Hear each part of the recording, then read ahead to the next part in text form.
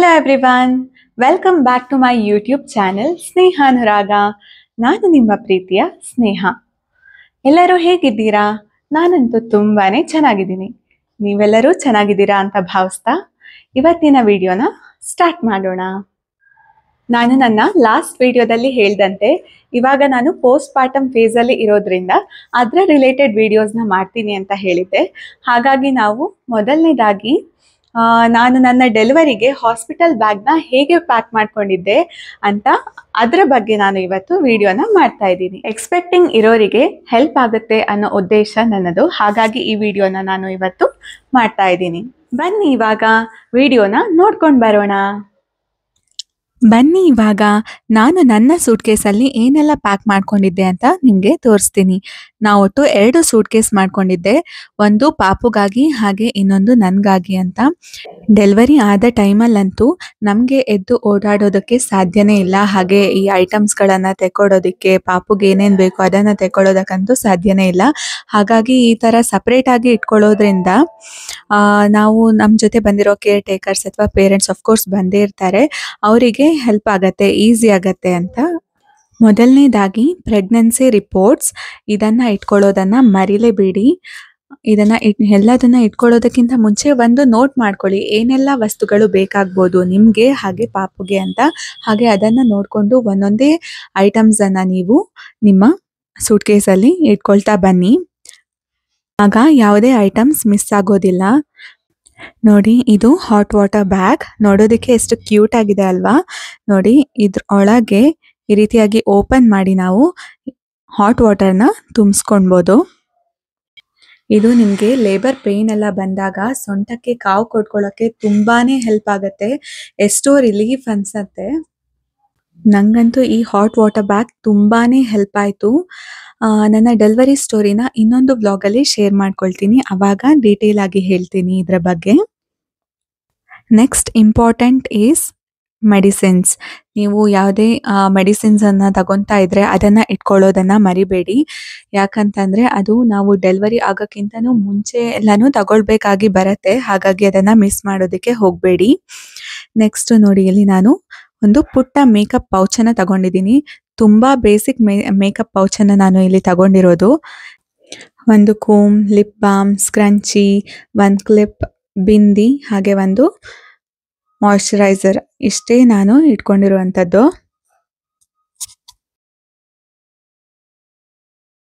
Next is water bottle. ಒಂದು separate ಆಗಿ water bottle ನಿಮಗೆ ಅಂತ ಇಟ್ಕೊಂಬಿಡಿ. ನೀರು ತುಂಬಾನೇ ಅವಶ್ಯಕ. ಒಂದು ವಾಟರ್ ಬಾಟಲ್ನ ಇಟ್ಕೊಂಡಿರಿ. ನೆಕ್ಸ್ಟು ಒಂದು ಥರ್ಮೋ ಫ್ಲಾಸ್ಕ್ನ ತಗೊಳ್ಳಿ. ಇದು ಕಾಫಿ ಅಥವಾ ಟೀನ ನಿಮಗೆ ತಂದ್ಕೊಡೋದಕ್ಕೆ ಹೆಲ್ಪ್ ಆಗತ್ತೆ. ಹಾಗೆ ಇನ್ನೇನೆಲ್ಲ ಬೇಕಾಗತ್ತೆ ಅಂತಂದರೆ ಒಂದು ಪ್ಲೇಟ್, ಹಾಗೆ ಒಂದು ಕಪ್, ಹಾಗೆಯೇ ಒಂದು ಸ್ಪೂನ್, ಹಾಗೆ ನಿಮ್ಮ ಜೊತೆ ಬಂದಿರುವಂಥ ಕೇರ್ ಟೇಕರ್ಸ್ಗೆ ಬೇಕಾಗುವಂಥ ಪ್ಲೇಟ್, ಕಪ್ಸ್ ಇದನ್ನೆಲ್ಲನೂ ಇಟ್ಕೊಳ್ಳಿ. ನಂತರ ಟಿಶ್ಯೂನ ಕೂಡ ಇಟ್ಕೊಂಡಿರಿ, ಬೇಕಾಗಬಹುದು. Next very important is disposable period panties. Delivery ಆದ ನಂತರ ಬ್ಲೀಡಿಂಗ್ ತುಂಬಾ ಇರೋದ್ರಿಂದ ಇದು ತುಂಬಾ ಅವಶ್ಯಕ ಆಗತ್ತೆ. ಹಾಗೆ ಮೆಟರ್ನಿಟಿ ಪ್ಯಾಡ್ಸನ್ನು ಕೂಡ ನೀವು ಇಟ್ಕೊಳ್ಳಿ. ಕೆಲವು ಕಡೆ ಹಾಸ್ಪಿಟಲಲ್ಲೇ ಅದನ್ನು ಪ್ರೊವೈಡ್ ಮಾಡ್ತಾರೆ. ಒಂದ್ಸತಿ ನೀವು ಹಾಸ್ಪಿಟಲಲ್ಲಿ ಲಾಸ್ಟ್ ವಿಸಿಟಿಗೆ ಹೋದಾಗ ಒಂದ್ಸತಿ ಕೇಳ್ಕೊಂಬಿಡಿ ಏನೆಲ್ಲ ಅವರು ಪ್ರೊವೈಡ್ ಮಾಡ್ತಾರೆ ಅಂತ. ನೆಕ್ಸ್ಟ್ ನಾ ಇಲ್ಲಿ ಟಾಯ್ಲೆಟ್ರೀಸ್ನ ಇಟ್ಕೊಂಡಿದ್ದೀನಿ. ನೋಡಿ, ಅದರಲ್ಲಿ ಒಂದು ಸೋಪನ್ನು ಇಟ್ಕೊಂಡಿದ್ದೀನಿ. ಹಾಗೆಯೇ toothbrush, toothpaste, hand sanitizer, face wash ಇದೆಲ್ಲ ಬೇಕಾಗತ್ತೆ. ನೆಕ್ಸ್ಟ್ ಇಲ್ಲಿ ವೆಟ್ ಟಿಶ್ಯೂಸ್ನ ನಾನು ಇಟ್ಕೊಂಡಿದ್ದೀನಿ, ಬೇಕಾಗಬಹುದು ಅಂತ. ಯಾಕಂದರೆ ನಿಮಗೆ ಡೆಲಿವರಿ ಆದ ನಂತರ ಎದ್ದು ಓಡಾಡೋದಕ್ಕೆ ಆಗೋದಿಲ್ಲ ಅಲ್ವಾ? ಆವಾಗ ಫೇಸ್ ವಾಶ್ ಮಾಡೋದಕ್ಕೆ, ಫೇಸ್ ವೈಪ್ ಮಾಡ್ಕೊಳ್ಳೋದಕ್ಕೆ ಹೆಲ್ಪ್ ಆಗತ್ತೆ. ಈ ಪೌಚಲ್ಲಿ ನಾನು ಇನ್ನವೇಸ್ ಅಂದರೆ ಫೀಡಿಂಗ್ ಬ್ರಾಸ್ ಮತ್ತು ಮೆಟರ್ನಿಟಿ ಪ್ಯಾಂಟೀಸ್, ಹಾಗೆಯೇ ಸಾಕ್ಸ್ ಇದೆಲ್ಲದನ್ನು ಇಟ್ಕೊಂಡಿದ್ದೀನಿ. ಬಾಣಂತಿಯರಿಗೆ ಎಷ್ಟು ಬೆಚ್ಚಗೆ ಇರಬೇಕಲ್ವಾ, ಸಾಕ್ಸ್ ವೆರಿ ಇಂಪಾರ್ಟೆಂಟ್. ಸೊ ಸಾಕ್ಸನ್ನು ಕೂಡ ನಾನು ಇಲ್ಲಿ ಇಟ್ಕೊಂಡಿದ್ದೀನಿ. ನಾವು ಪ್ರಿಡಿಕ್ಟ್ ಮಾಡೋದಕ್ಕೆ ಆಗೋದಿಲ್ಲ ಅಲ್ವಾ ಯಾವಾಗ ಡೆಲಿವರಿ ಆಗುತ್ತೆ ಅಂತ. ಸೊ ಹೀಗೆ ಮೊದಲೇ ಎಲ್ಲದನ್ನು ಪ್ರಿಪೇರ್ ಮಾಡಿ ಇಟ್ಕೊಳ್ಳೋದ್ರಿಂದ ಲಾಸ್ಟ್ ಮೂಮೆಂಟಲ್ಲಿ ಪೇಚಾಡೋದು ಇರೋದಿಲ್ಲ. Next is scarf. ಇದು ಕೂಡ ತುಂಬಾ ಇಂಪಾರ್ಟೆಂಟ್ ಆಗತ್ತೆ ಬಾಣಂತಿಗೆ. ಬಾಣಂತಿ ಎಷ್ಟು ಬೆಚ್ಚಗಿರ್ತಾಳೋ ಅಷ್ಟು ಅವಳಿಗೂ ಒಳ್ಳೇದು ಹಾಗೆ ಪಾಪುಗೂ ಒಳ್ಳೇದು, ಶೀತ ಆಗೋದಿಲ್ಲ ಅಂತ. ನಮ್ಗೆ ಬಾಣಂತಿ ಅಂದ ತಕ್ಷಣ ಇಮ್ಯಾಜಿನೇಷನ್ ಬರೋದೇ ಒಂದು ಹೆಣ್ಮಗಳು ಸ್ಕಾರ್ಫ್ ಹಾಕೊಂಡು ಸ್ವೆಟರ್ ಹಾಕೊಂಡು ಇರೋದಲ್ವಾ. ಅದಕ್ಕೆ ಇಲ್ಲಿ ಒಂದು ಸ್ಕಾರ್ಫ್ ಅನ್ನ ಕೂಡ ತಗೊಂಡಿದ್ದೀನಿ. ಸ್ಕಾರ್ಫ್ ಕಂಫರ್ಟೇಬಲ್ ಆಗ್ಲಿಲ್ಲ ಅಂತಂದ್ರೆ ಇಲ್ಲೊಂದು ಕ್ಯಾಪ್ ಅನ್ನ ಕೂಡ ನಾನು ತಗೊಂಡಿದ್ದೀನಿ, ಉಲ್ಲನ್ ಕ್ಯಾಪ್ ಅನ್ನ. ನೋಡಿ ಇಲ್ಲಿ ನೆಕ್ಸ್ಟ್ ನಾನು ಒಂದೆರಡು ಸ್ಟ್ರೋಲ್ ಅನ್ನ ಕೂಡ ಇಟ್ಕೊಂಡಿದ್ದೀನಿ. ಇದು ನಿಮ್ಗೆ ಫೀಡಿಂಗ್ ಮಾಡೋ ಟೈಮಲ್ಲಿ ಕವರ್ ಮಾಡ್ಕೊಳ್ಳೋದಕ್ಕೆ ಎಲ್ಲ ಹೆಲ್ಪ್ ಆಗತ್ತೆ. ಸೊ ಇದನ್ನ ಒಂದೆರಡು ಇಟ್ಕೊಂಡಿರಿ. ನೆಕ್ಸ್ಟ್ ಒಂದೆರಡು ನ್ಯಾಪ್ಕಿನ್ಸ್ ನ ಕೂಡ ಇಟ್ಕೊಂಡಿದ್ದೀನಿ, ಮುಖ ತೊಳ್ಕೊಂಡಾಗ ಎಲ್ಲ ಬೇಕಾಗತ್ತೆ. ಹಾಗಾಗಿ ಒಂದೆರಡು ನ್ಯಾಪ್ಕಿನ್ಸ್ ನ ಕೂಡ ಇಟ್ಕೊಂಡಿದ್ದೀನಿ. ನೆಕ್ಸ್ಟ್ ಒಂದು ಶಾಲ್ ಅನ್ನ ಕೂಡ ಇಟ್ಕೊಂಡಿದ್ದೀನಿ. ಸ್ವೆಟರ್ ಕಂಫರ್ಟೇಬಲ್ ಇಲ್ಲ ಅಂದಾಗ ನಾವು ಶಾಲ್ ಅನ್ನ ಕೂಡ ಹಾಕೊಬಹುದು. ಒಟ್ಟು ಬಾಡಿ ಬೆಚ್ಚಗಿರ್ಬೇಕು ಅಷ್ಟೇನೆ. ಹಾಗಾಗಿ ಒಂದು ಶಾಲ್ ಅನ್ನ ಕೂಡ ನಾನು ಇಲ್ಲಿ ತಗೊಂಡಿದ್ದೀನಿ. ನೆಕ್ಸ್ಟ್ ನೋಡಿ ಇಲ್ಲಿ ನಾನೊಂದು ಜಾಕೆಟ್ ಅನ್ನ ತಗೊಂಡಿದ್ದೀನಿ. ನನಗೆ ಮೊದಲಿಂದಾನು ಅಷ್ಟೇ ಸ್ವೆಟರ್ ಎಲ್ಲ ಹಾಕೊಂಡು ಅಷ್ಟು ಅಭ್ಯಾಸನೇ ಇಲ್ಲ. ಬಟ್ ಎಲ್ರಿಗೂ ಗೊತ್ತಿರೋ ಹಾಗೆ ಬಾಣಂತಿ ಎಷ್ಟು ಬೆಚ್ಚಗೆ ಇರ್ಬೇಕಲ್ವಾ, ಹಾಗಾಗಿ ನೋಡಿ ಇಲ್ಲಿ ಈ ತರ ಜಾಕೆಟ್ ಅನ್ನ ನಾನು ತಗೊಂಡಿದ್ದೀನಿ. ಇದು ವಾರ್ಮ್ ಆಗಿ ಕೂಡ ಇರತ್ತೆ, ಹಾಗೆ ನಿಮ್ಗೆ ಅನ್ಕಂಫರ್ಟೇಬಲ್ ತುಂಬಾ ಶೆಕೆ ಆಗೋದು ಆ ತರ ಎಲ್ಲಾನು ಆಗೋದಿಲ್ಲ. ಸೊ ಜಾಕೆಟ್ ಬೆಸ್ಟ್ ಅಂತ ನನಗನ್ಸುತ್ತೆ.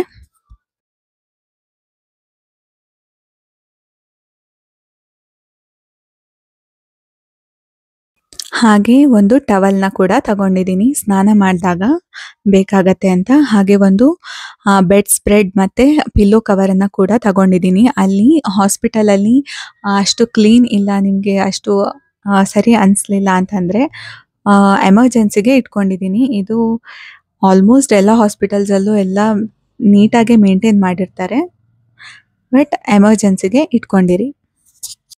Next is feeding friendly dresses, ಅಂದರೆ ಈ ರೀತಿಯಾಗಿ ಜಿಪ್ ಇರುವಂತಹ ಡ್ರೆಸ್ಗಳನ್ನು ತಗೊಳ್ಳಿ. ಯಾಕೆಂದರೆ ಡೆಲಿವರಿ ಆದ ನಂತರ ಪಾಪುಗೆ ಫೀಡ್ ಮಾಡಬೇಕಾಗತ್ತಲ್ವಾ, ಹಾಗಾಗಿ ಫೀಡಿಂಗ್ ಫ್ರೆಂಡ್ಲಿ ಡ್ರೆಸ್ಸಸ್ನ ಇಟ್ಕೊಳ್ಳಿ. ಹಾಗೆ ಅದರೊಳಗೆ ಹಾಕೊಳ್ಳೋದಕ್ಕೆ ಈ ರೀತಿಯಾಗಿ ಇನ್ಸ್ಕರ್ಟ್ಸ್ನ ಕೂಡ ನಾನು ಇಟ್ಕೊಂಡಿದ್ದೀನಿ. ಒಂದು 3-4 ಫೀಡಿಂಗ್ ಡ್ರೆಸ್ಸನ್ನು ನೀವು ಇಟ್ಕೊಂಡಿರಿ. ಯಾಕೆ ಅಂತಂದರೆ ನಾರ್ಮಲ್ ಡೆಲಿವರಿ ಆಯಿತು ಅಂತಂದರೆ ಆಲ್ಮೋಸ್ಟ್ ಒಂದು 3 ಡೇಸ್ ನೀವು ಹಾಸ್ಪಿಟಲಲ್ಲಿ ಇರಬೇಕಾಗತ್ತೆ.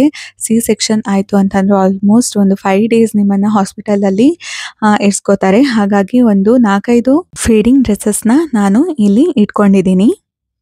ಚಿಕ್ಕ ಊರುಗಳಲ್ಲೆಲ್ಲ ಆಯಿತು ಅಂತಂದರೆ ಹಾಸ್ಪಿಟಲ್ ಹತ್ರನೇ ಇರುತ್ತೆ ಮನೆಗೆ, ನೀವು ಮನೆಗೆ ಹೋಗಿ ತಗೊಂಡು ಕೂಡ ಬರ್ಬೋದಾಗತ್ತೆ ನಿಮ್ಮ ಕೇರ್ ಟೇಕರ್ಸ್ಗೆ ಹೇಳಿ. ಬಟ್ ಸಿಟೀಸಲ್ಲೆಲ್ಲ ಇದು ಸಾಧ್ಯನೇ ಇಲ್ಲ, ಮನೆ ಒಂದು ಕಡೆ ಹಾಸ್ಪಿಟಲ್ ಒಂದು ಕಡೆ ಇರೋದ್ರಿಂದ ಈ ರೀತಿಯಾಗಿ ನಾವು ಮೊದಲೇ ಎಲ್ಲದನ್ನು ಜೋಡಿಸ್ಕೊಳ್ಳೋದ್ರಿಂದ ತುಂಬಾ ಹೆಲ್ಪ್ ಆಗತ್ತೆ. ನೋಡಿ ಈ ರೀತಿಯಾಗಿ ನಾನು ನನ್ನ ಹಾಸ್ಪಿಟಲ್ ಬ್ಯಾಗ್ನ ರೆಡಿ ಮಾಡ್ಕೊಂಡಿದ್ದೆ.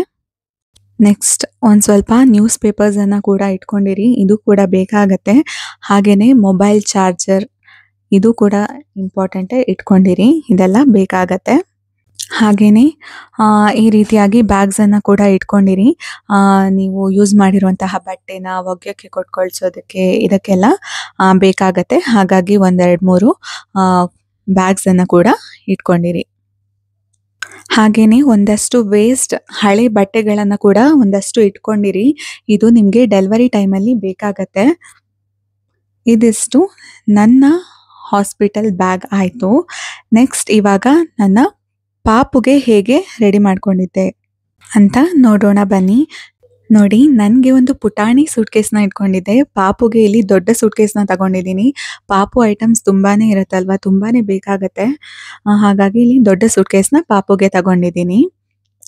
ಮೊದಲನೇದಾಗಿ ನೋಡಿ ಇಲ್ಲಿ ಒಂದಷ್ಟು ವಾಶ್ ಕ್ಲೋತ್ಸ್ನ ಇಟ್ಕೊಂಡಿದ್ದೀನಿ. ಪಾಪು ಏನಾದರೂ ಫೀಡ್ ಮಾಡಿದಾಗ ಅದು ಸ್ಪಿಟ್ ಅಪ್ ಮಾಡ್ತು ಅಂತಂದರೆ ಅದನ್ನು ವೈಪ್ ಮಾಡೋದಕ್ಕೆ ಅಂತ ವಾಶ್ ಕ್ಲೋತ್ಸ್ ಬೇಕಾಗತ್ತೆ. ಇದನ್ನು ನೀವು ಬರ್ಪ್ ಮಾಡಿಸ್ಬೇಕಾದ್ರೆ ಶೋಲ್ಡರ್ ಮೇಲೆ ಹಾಕೊಂಡು ಕೂಡ ಯೂಸ್ ಮಾಡ್ಬೋದು. ಹಾಗಾಗಿ ಒಂದಷ್ಟು ವಾಶ್ ಕ್ಲೋತ್ಸ್ ಅಥವಾ ಬರ್ಪ್ ಕ್ಲೋತ್ಸ್ ಅಂತಲೂ ಅಂತಾರೆ, ಇದನ್ನು ಇಟ್ಕೊಂಡಿರಿ. ಹಾಗೆಯೇ ಡೈಪರ್ ಚೇಂಜಿಂಗ್ ಮ್ಯಾಟ್ಸ್ ಇವಾಗ ಆಲ್ಮೋಸ್ಟ್ ಎಲ್ಲ ನಿಮಗೆ ರೆಡಿನೇ ಸಿಕ್ಬಿಡತ್ತೆ. ಅದನ್ನ ಕೂಡ ನಾನು ಇಲ್ಲಿ ತರಿಸಿ ಇಟ್ಕೊಂಡಿದ್ದೀನಿ. ನೋಡಿ ಇಲ್ಲಿ ಕೆಳಗಡೆ ಪ್ಲಾಸ್ಟಿಕ್ ಲೇಯರ್ ಇರುತ್ತೆ, ಹಾಗೇನೆ ಮೇಲೆ ಕಾಟನ್ ಇರೋದ್ರಿಂದ ಪಾಪುಗೆ ಅನ್ಕಂಫರ್ಟೇಬಲ್ ಫೀಲ್ ಆಗೋದಿಲ್ಲ. ಹಾಗಾಗಿ ಇಂತಹ ಒಂದೆರಡು ಡೈಪರ್ ಚೇಂಜಿಂಗ್ ಮ್ಯಾಟ್ಸ್ನ ನಾನು ತರಿಸಿ ಇಟ್ಕೊಂಡಿದ್ದೀನಿ. ಹಾಗೇನೆ ಹಳೆ ಬಟ್ಟೆಗಳನ್ನು ಕೂಡ ನೀವು ಯೂಸ್ ಮಾಡ್ಬೋದು. ಹಳೆ ಬೆಡ್ಶೀಟ್ಸ್ ಅಥವಾ ಹಳೆ ಸೀರೆಗಳು, ಹಳೆ ದುಪಟಾಸ್ ಇದೆಲ್ಲ ಇತ್ತು ಅಂತಂದ್ರೆ ನೋಡಿ ಅದನ್ನ ಕೂಡ ನಾನು ಇಲ್ಲಿ ರೆಡಿ ಮಾಡಿ ಇಟ್ಕೊಂಡಿದ್ದೀನಿ. ಇದನ್ನ ನಾನು ಮನೇಲೆ ಬೆಡ್ಶೀಟ್ ಅನ್ನ ನೋಡಿ ಈ ರೀತಿಯಾಗಿ ಚಿಕ್ಕ ಚಿಕ್ಕ ಪೀಸ್ಗಳನ್ನಾಗಿ ಮಾಡಿ ಸೈಡ್ಸ್ ಎಲ್ಲ ಸ್ಟಿಚ್ ಮಾಡಿ ಇಟ್ಕೊಂಡಿರುವಂಥದ್ದು. ಚಿಕ್ಕ ಪಾಪುಗಳಿದ್ದಾಗಂತೂ ಇಂಥ ಬಟ್ಟೆಗಳು ಎಷ್ಟು ಇದ್ರೂ ಸಾಲದು ಅಂತಾನೆ ಅನ್ಸತ್ತೆ. ಹಾಗಾಗಿ ಒಂದಷ್ಟು ಜಾಸ್ತಿನೇ ತಗೊಂಡು ಹೋಗಿರಿ ನೀವು.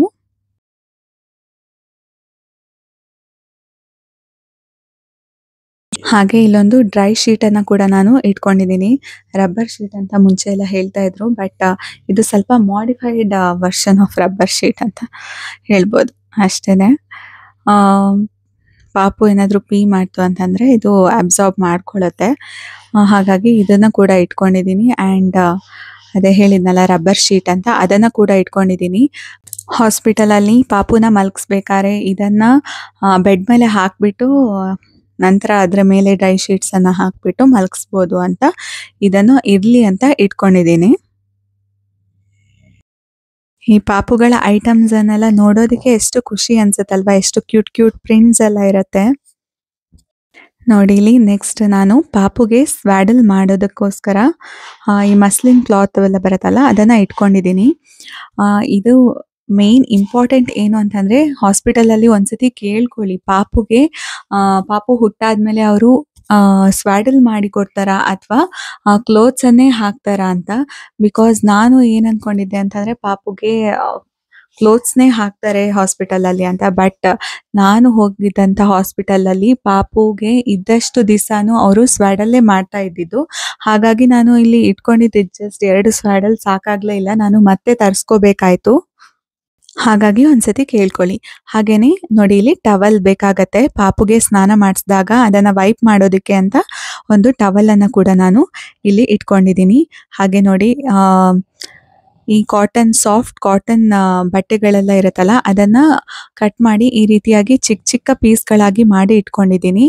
ಇದನ್ನ ಪಾಪು ತಲೆಗೆ ಕಟ್ಟೋದಕ್ಕೆ ಹೆಲ್ಪ್ ಆಗತ್ತೆ ಅಂತ.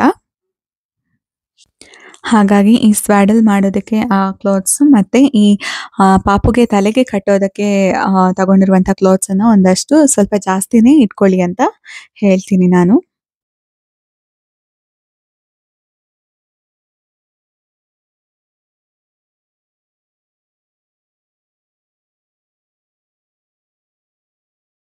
ನೆಕ್ಸ್ಟ್ ಪಾಪು ಬ್ಯಾಗಲ್ಲೂ ಕೂಡ ಒಂದಷ್ಟು ಟಿಶ್ಯೂಸ್ನ ಇಟ್ಟಿದ್ದೀನಿ ಬೇಕಾಗತ್ತೆ ಅಂತ.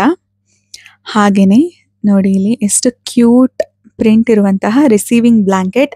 ಅಂದರೆ ಪಾಪು ಡೆಲಿವರಿ ಆದ ತಕ್ಷಣ ನಿಮಗೆ ಪಾಪುನ ಕೊಡಬೇಕಾದ್ರೆ ಒಂದು ಕ್ಲಾತ್ ಬೇಕಲ್ವಾ, ಅದನ್ನು ಪಾಪುನ ಇಸ್ಕೊಳ್ಳೋದಕ್ಕೆ ಈ ರೀತಿಯಾದಂತಹ ನೋಡಿ ರಿಸೀವಿಂಗ್ ಬ್ಲಾಂಕೆಟ್ ಅಂತ ಅಂತಾರೆ, ಇದನ್ನು ಒಂದು ಇಟ್ಕೊಂಡಿದ್ದೀನಿ.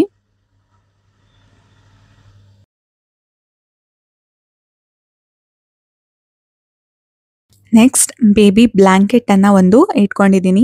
ಪಾಪುಗೆ ಹೊದಿಸೋದಕ್ಕೆ ಅಂತ ಬೇಕಾಗತ್ತೆ. ಒಂದು ಸ್ವಲ್ಪ ದಪ್ಪದಾಗಿರೋವಂಥದ್ದು ನೋಡಿ ಎಷ್ಟು ಸಾಫ್ಟ್ ಆಗಿದೆ ಇದು, ಇದನ್ನ ಒಂದು ಇಟ್ಕೊಂಡಿದ್ದೀನಿ. ಹಾಗೆ ಇನ್ನೊಂದು ಬ್ಲಾಂಕೆಟ್ ಅನ್ನ ಇಟ್ಕೊಂಡಿದ್ದೀನಿ. ಇದು ಸ್ವಲ್ಪ ಥಿನ್ ಆಗಿದೆ ಅದಕ್ಕೆ ಕಂಪೇರ್ ಮಾಡಿದ್ರೆ. ಅಕಸ್ಮಾತ್ ಅದಕ್ಕೆ ಪಾಪುಗೆ ಶೆಕೆ ಆಯಿತು ಅಂತಂದರೆ ಇದನ್ನು ಹೊದಿಸ್ಬೋದು ಅಂತ. ಯಾಕೆಂದರೆ ಪಾಪು ವಾರ್ಮ್ ಆಗಿ ಇರಬೇಕಲ್ವಾ. ಇಷ್ಟು ದಿನ ಪಾಪು ಅಮ್ಮನ ಹೊಟ್ಟೆ ಒಳಗೆ ಬೆಚ್ಚಗೆ ಇದ್ದು ಅದಕ್ಕೆ ಅಭ್ಯಾಸ ಆಗೋಗಿದೆ. ಹಾಗಾಗಿ ಇವಾಗ ಹೊರಗೆ ಬಂದಾಗಲೂ ಅದಕ್ಕೆ ಬೆಚ್ಚಗೆ ಇರಬೇಕು. ಹಾಗಾಗಿ ಇದನ್ನು ನಾನು ಇಟ್ಕೊಂಡಿದ್ದೀನಿ. ನೆಕ್ಸ್ಟ್ ಒಂದು ಹೋಮ್ ಕಮಿಂಗ್ ಔಟ್ಫಿಟ್, ಇದು ತುಂಬಾನೇ ಟ್ರೆಂಡ್ ಆಗಿದೆ ಅಲ್ವಾ, ಮನೆಗೆ ಕರ್ಕೊಂಡ್ಬರ್ತಾ ಪಾಪುಗೆ ಒಂದು ಡ್ರೆಸ್ ಹಾಕೊಂಡು ಬರೋದಕ್ಕೆ ಅಂತ. ನೋಡಿ ಇಲ್ಲಿ ಎಷ್ಟು ಕ್ಯೂಟ್ ಆಗಿದೆ. ಒಂದು ಕ್ಯಾಪ್, ಮಿಟನ್ಸ್, ಸಾಕ್ಸ್ ಎಲ್ಲ ಸೆಟ್ ಬರುತ್ತಲ್ವಾ ಅಂಥದ್ದೊಂದು ಡ್ರೆಸ್ಸನ್ನು ನಾನು ತಗೊಂಡಿದ್ದೀನಿ. ಹಾಗೆಯೇ ಹಾಸ್ಪಿಟಲಲ್ಲಿ ಬೇಕಾಗತ್ತೆ ಅಂತ ನಾನು ಒಂದಷ್ಟು ಶರ್ಟ್ಸ್ ನೋಡಿ, ನ್ಯೂ ಬಾರ್ನ್ ಬೇಬೀಸ್ಗೆ ನೀವು ಇಂಥದ್ದೇ ಡ್ರೆಸ್ಗಳನ್ನು ಹಾಕಿದರೆ ಒಳ್ಳೆಯದು. ಈ ರೀತಿಯಾಗಿ ಟೈಯಿಂಗ್ ಇರುವಂಥದ್ದು ಅಥವಾ ಫ್ರಂಟ್ ಬಟನ್ಸ್ ಇರುತ್ತೆ ನೋಡಿ, ಆ ರೀತಿಯಾಗಿ ಇರುವಂಥ ಕ್ಲೋತ್ಸ್ ಅನ್ನೇ ನೀವು ಬಳಸೋದ್ರಿಂದ ಪಾಪುಗೆ ಈಸಿಯಾಗಿ ನಾವು ಅದನ್ನು ಹಾಕ್ಬೋದು ಅಂತ ಅಷ್ಟೇನೆ. ನೋಡಿ, ಈ ರೀತಿಯಾಗಿ ಫ್ರಂಟ್ ಬಟನ್ಸ್ ಇರುವಂತಹ ಡ್ರೆಸ್ ಅನ್ನ ನಾನು ತಗೊಂಡಿದ್ದೀನಿ.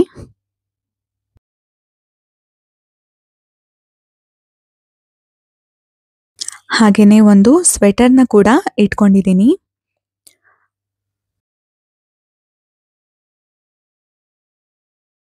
ಹಾಗೇನೆ ಕಾಟನ್ ನ್ಯಾಪೀಸ್ ಅಥವಾ ಕಾಟನ್ ಲಂಗೋಟ್ಸ್ನ ಇಟ್ಕೊಳ್ಳಿ. ಇದನ್ನ ಕೂಡ ಸಾಕಷ್ಟು ಇಟ್ಕೊಳ್ಳಿ. ಯಾಕೆಂದ್ರೆ ಪಾಪುಗೆ ಸ್ಟಾರ್ಟಿಂಗ್ ಅಲ್ಲಿ ನಾವು ಡೈಪರ್ನ ಯೂಸ್ ಮಾಡೋದಿಲ್ಲ. ಬಿಕಾಸ್ ಪೀ ಕೌಂಟ್, ಪೂಪ್ ಕೌಂಟ್ ಎಲ್ಲ ಮಾಡಬೇಕಾಗಿರೋದ್ರಿಂದ ಸ್ಟಾರ್ಟಿಂಗ್ ನಾವು ಕಾಟನ್ ನ್ಯಾಪೀಸ್ನೇ ಯೂಸ್ ಮಾಡ್ತೀವಿ. ಹಾಗಾಗಿ ಈ ಕಾಟನ್ ನ್ಯಾಪೀಸ್ನ ಕೂಡ ನಾನು ಇಟ್ಕೊಂಡಿದ್ದೀನಿ. ಇದಿಷ್ಟು ಪಾಪು ಬಟ್ಟೆಗಳ ಬಗ್ಗೆ ಆಯಿತು. ನೆಕ್ಸ್ಟ್ ಪಾಪುನ ಕ್ಯಾರಿ ಮಾಡೋದಕ್ಕೆ ಅಂತ ಎತ್ಕೊಳ್ಳೋದಕ್ಕೆ ಈಸಿ ಆಗುತ್ತೆ ನೋಡಿ. ಈ ರೀತಿಯಾಗಿ ಒಂದು ಕ್ಯಾರಿಂಗ್ ಬೆಡ್ ಇತ್ತು ಅಂತಂದರೆ ಅದನ್ನು ಕೂಡ ಒಂದನ್ನು ನಾನು ಇಟ್ಕೊಳ್ತಾ ಇದ್ದೀನಿ. ಹಾಗೆ ನೆಕ್ಸ್ಟ್ ಮೇಯ್ನ್ ಆಗಿ ವೆಟ್ ವೈಪ್ಸ್ ಬೇಕೇ ಬೇಕಾಗತ್ತೆ. ಪಾಪು ಪಾಟಿ ಮಾಡಿದಾಗಂತೂ ಅದನ್ನು ವೈಪ್ ಮಾಡೋದಕ್ಕೆ. ಹಾಗಾಗಿ ನಾನು ಇಲ್ಲಿ ಒಂದು ದೊಡ್ಡ ಪ್ಯಾಕ್ ವೆಟ್ ವೈಪ್ಸನ್ನು ನಾನು ಇಟ್ಕೊಂಡಿದ್ದೀನಿ. ನೆಕ್ಸ್ಟು ಒಂದು ಬೇಬಿ ಪಿಲ್ಲೋನ ಇಟ್ಕೊಂಡಿದ್ದೀನಿ. Next important is baby powder, baby lotion, baby soap ಇದೆಲ್ಲ ಅಂತೂ ಬೇಕೇ ಬೇಕು ಪಾಪುಗೆ ಹಚ್ಚಕ್ಕೆ. ಅದರ ಸ್ಕಿನ್ ತುಂಬಾ ಡೆಲಿಕೇಟ್ ಆಗಿರುತ್ತೆ ಸ್ಟಾರ್ಟಿಂಗಲ್ಲಿ. ಹಾಗಾಗಿ ನಾನು ಸೆಬಾಮೆಡ್ ಇಲ್ಲಿ ತುಂಬಾ ಒಳ್ಳೆಯದು ಅಂತ ಸುಮಾರು ರಿವ್ಯೂಸ್ ಎಲ್ಲ ನೋಡಿದ್ದೆ ನಾನು. ಹಾಗಾಗಿ ಸೆಬಾಮೆಡ್ನೇ ತರಿಸ್ಕೊಂಡಿದ್ದೆ. ಬಟ್ ಪರ್ಸ್ನಲಿ ನನಗೆ ಅದು ಅಷ್ಟಾಗಿ ಲೈಕ್ ಆಗಲಿಲ್ಲ. ತುಂಬಾ ಮೈಲ್ಡ್ ಇರುತ್ತೆ ಹೌದು, ಬಟ್ ಎಸ್ ಕೆಲವರಿಗೆ ಇಷ್ಟ ಆಗುತ್ತೆ. ಬಟ್ ನನಗಷ್ಟು ಲೈಕ್ ಆಗಲಿಲ್ಲ. ಬಟ್ ನಾನು ಆ ಟೈಮಲ್ಲಿ ಸೆಬಾಮೆಡ್ನೇ ಯೂಸ್ ಮಾಡಿದ್ದು. ಹಾಗೆ ಒಂದು ಕಾಜಲ್ ಡಬ್ಬ, ಪಾಪುಗೆಲ್ಲ ಇಡ್ತಾರಲ್ವ ಒಂದು ಬಟ್ಟು, ಸೊ ಒಂದು ಕಾಜಲ್ ಡಬ್ಬಾನು ಕೂಡ ನಾನು ತಗೊಂಡಿದ್ದೀನಿ.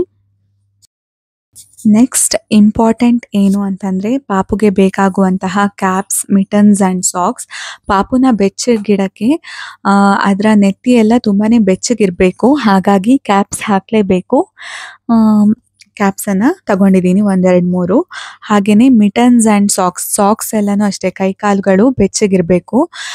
ಮಿಟನ್ಸ್ ಹಾಕೋದು ಇನ್ನೊಂದು ಉದ್ದೇಶ ಏನು ಅಂತಂದರೆ ಅದಕ್ಕೆ ಉಗುರು ಎಲ್ಲ ಸ್ವಲ್ಪ ಉದ್ದ ಬೆಳೆದಿತ್ತು ಅಂತಂದರೆ ಏನಾಗುತ್ತೆ ಅಂತಂದರೆ ಅದು ಹೀಗೆ ಕೈಕಾಲು ಅಲ್ಲಾಡಿಸ್ತಿರ್ತಾವಲ್ವ, ಆವಾಗ ಚಿಕ್ಕ ಚಿಕ್ಕ ಗಾಯಗಳನ್ನೆಲ್ಲ ಮುಖದ ಮೇಲೆ ಮಾಡ್ಕೊಂಡ್ಬಿಡ್ತವೆ. ಹಾಗಾಗಿ ಮಿಟನ್ಸ್ ಹಾಕೋದ್ರಿಂದ ಅದು ಅವಾಯ್ಡ್ ಆಗತ್ತೆ. ಹಾಗಾಗಿ ಇಲ್ಲಿ 1-2 ಜೊತೆ ಮಿಟನ್ಸ್ ಆ್ಯಂಡ್ ಸಾಕ್ಸ್ ಅದನ್ನೆಲ್ಲ ಕೂಡ ನಾನು ಇಟ್ಕೊಂಡಿದ್ದೀನಿ. ಈ ರೀತಿಯಾಗಿ ನಾನು ನನಗೆ ಹಾಗೂ ನನ್ನ ಪಾಪುಗೆ ಹಾಸ್ಪಿಟಲ್ ಬ್ಯಾಗ್ನ ರೆಡಿ ಮಾಡ್ಕೊಂಡಿದ್ದೆ. ನಿಮಗೆ ಇನ್ನೂ ಐಟಮ್ಸ್ಗಳು ಬೇಕಿತ್ತು ಅಂತಂದರೆ ಅದನ್ನು ಕೂಡ ನೀವು ಆ್ಯಡ್ ಮಾಡ್ಕೊಳ್ಬಹುದು. ಈ ವಿಡಿಯೋದಿಂದ ನಿಮಗೆ ಅಂದರೆ ಎಕ್ಸ್ಪೆಕ್ಟಿಂಗ್ ಮಾಮ್ಸ್ಗೆ ಸ್ವಲ್ಪನಾದರೂ ಹೆಲ್ಪ್ ಆಗುತ್ತೆ ಅಂತ ಭಾವಿಸ್ತೀನಿ. ವಿಡಿಯೋ ಇಷ್ಟವಾದಲ್ಲಿ ಲೈಕ್ ಮಾಡಿ ಹಾಗೂ ನಿಮ್ಮ ಫ್ರೆಂಡ್ಸ್ ಆ್ಯಂಡ್ ಫ್ಯಾಮಿಲಿ ಜೊತೆ ಶೇರ್ ಮಾಡಿ. ಹಾಗೆ ನನ್ನ ಚಾನಲ್ನ ಸಬ್ಸ್ಕ್ರೈಬ್ ಆಗುವುದನ್ನು ಮರಿಬೇಡಿ. ನಿಮ್ಮ ಅಭಿಪ್ರಾಯಗಳನ್ನು ಕಮೆಂಟ್ ಸೆಕ್ಷನಲ್ಲಿ ತಿಳಿಸಿ. Wait and watch until my next video. Take care, love you and bye bye.